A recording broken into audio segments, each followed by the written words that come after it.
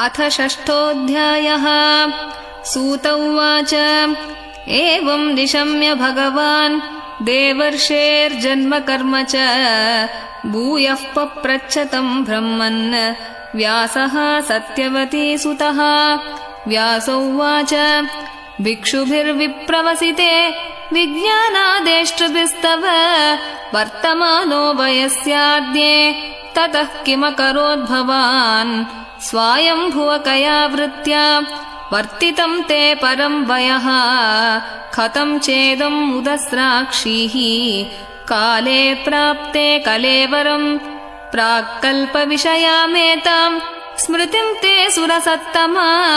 न ह्येष व्यवधात् काल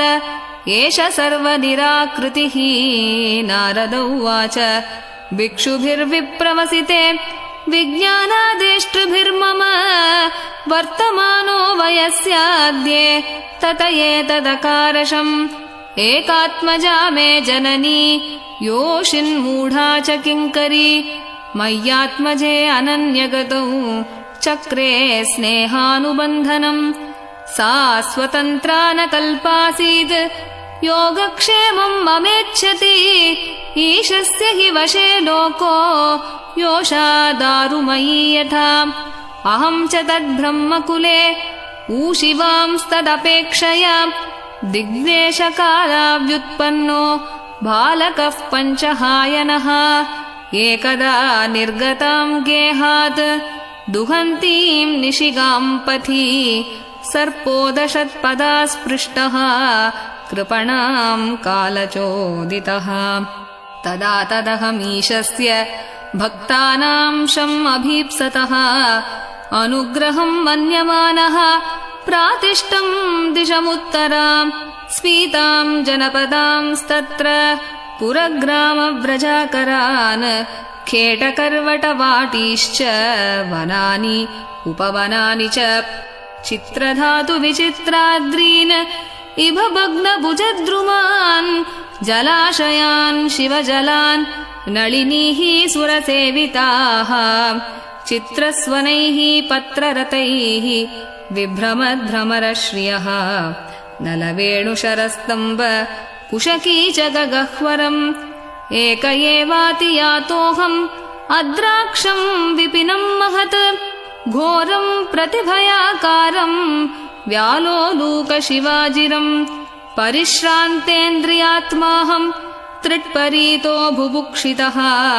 स्नात्वा पीत्वा ह्रदे नद्या उपस्पृष्टो गतश्रमः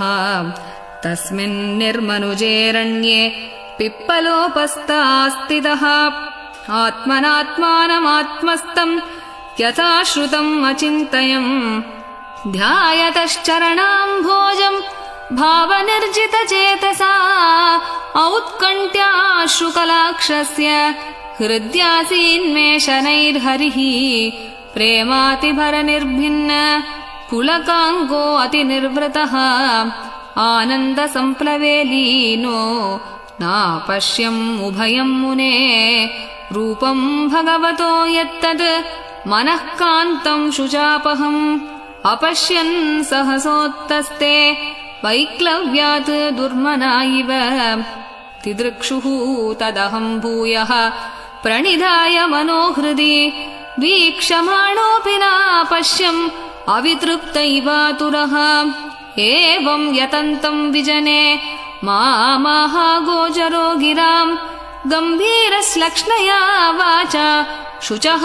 प्रशमयन्निव हन्तास्मिन् जन्मनि भवान् मामाम् द्रष्टुमिहार्हति अविपक्वकषायानाम् दुर्दर्शोऽहम् कुयोगिनाम् सकृद्यद्दर्शितम् रूपम् एतत्कामायते नघा मत्कामः शनकैः साधुः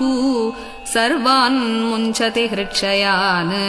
सत्सेवया दीर्घया ते जाता मयि दृढामतिः हित्वा वद्यमिमम् लोकम् गन्तामज्जनतामसि मतिर्मयि निबद्धेयम् न विपद्येत कर्हिचित् प्रजासर्गनिरोधेऽपि स्मृतिश्च मदनुग्रहात् एतावदुक्त्वोपरराम तन्महद् भूतं नभोलिङ्गमलिङ्गमीश्वरम् अहं च तस्मै महतां महीयसे शीर्ष्णावनामं विदधेऽनुकम्पितः नामानि अनन्तस्य हतत्रपः पठन् गुह्यानि भद्राणि कृतानि च स्मरन् गां पर्यटन् स्तुष्टमनागतस्पृहः कालं प्रतीक्षन् विमदो विमत्सरः एवं कृष्णमतेर्ब्रह्मन् असक्तस्यामलात्मनः कालः प्रादुरभूत्काले तडित्सौदामनी यथा प्रयुज्यमाने मयिताम् शुद्धाम् भागवतीम् तनुम् आरब्धकर्मनिर्वाणो न्यपतत् पाञ्चभौतिकः कल्पान्त इदमादाय शयानेऽम्भस्युदन्वतः शिशैषोः अनुप्राणम् विविशेऽन्तरहम् विभोः सहस्रयुगपर्यन्ते उत्थायेदम् सुसृक्षतः मरीचिमिश्रा ऋषयः प्राणेभ्योऽहम् च जग्निरे अन्तर्बहिश्च लोकाम् स्त्रीन् पर्येमि अस्कन्दितव्रतः अनुग्रहान् महाविष्णोः अविघातगतिः क्वचित् देवदत्तामिमाम् वीणाम् स्वरब्रह्म विभूषिताम् मूर्छयित्वा हरिकथाम् गायमानः चराम्यहम् प्रगायतु स्ववीर्याणि तीर्थपादः प्रियश्रवाः आहूत इव मे शीघ्रम् दर्शनम् याति चेतसि एतद्ध्यातुरचित्तानाम् मात्रा स्पर्शेच्छया मुहुः भवसिन्धुप्लवो दृष्टो हरिचर्यानुवर्णनम् यमादिभिर्योगपतैः कामलोभहतो मुहुः मुकुन्दसेवया यद्वत् तथात्माध्यानशाम्यति सर्वम् तदिदमाख्यातम् यत्पृष्टोऽहम् त्वया नघा जन्मकर्म रहस्यम् मे भवतश्चात्मतोषणम् सूत उवाच एवम् सम्भाष्य भगवान् नारदो वासवीसुतम् आमन्त्र्य वीणाम् व्रणयन् ययौ यादृच्छुको मुनिः अहो देवर्षिः धन्योऽयम् यत्कीर्तिम् शार्ङ्गधन्वनः गायन्माद्यन्निदम् तन्त्र्या रमयति